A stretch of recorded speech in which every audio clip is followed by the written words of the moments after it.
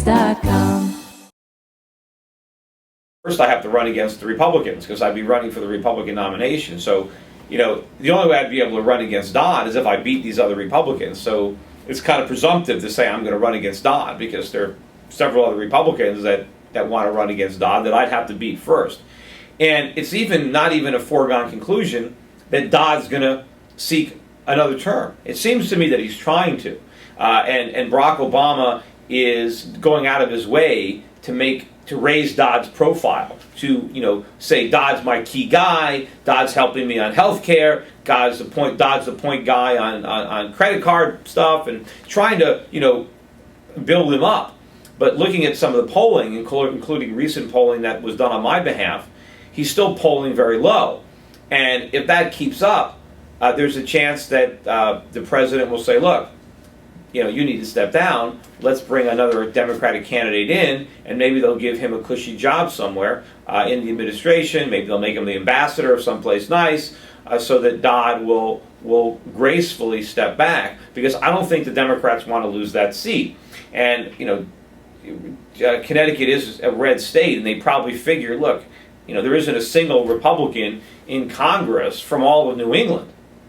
And so as long as they don't have a negative guy, they can put any old Democrat up, and they probably think they're going to win.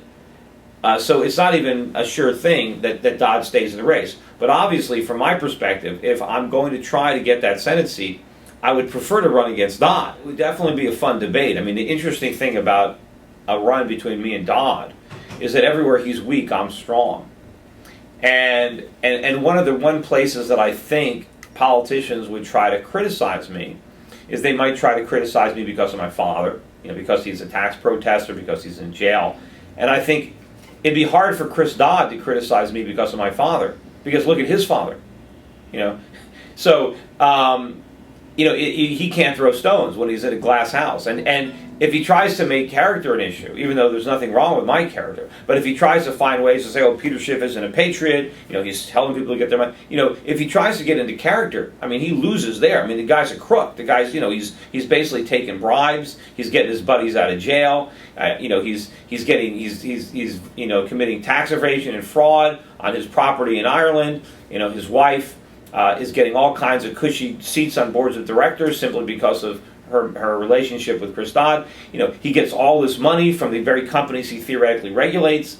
I mean, there's so much stuff about him. Now, if I were to run, I wouldn't even want to raise any of these issues. I think he seems like a corrupt politician, but I don't want to make the race about who's a corrupt politician. I mean, most politicians are corrupt. That's why they're in politics.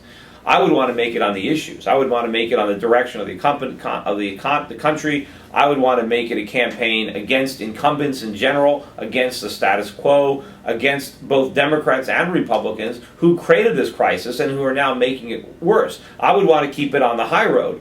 If he tries to, go down the low road, at least, he doesn't look so, squeaky clean.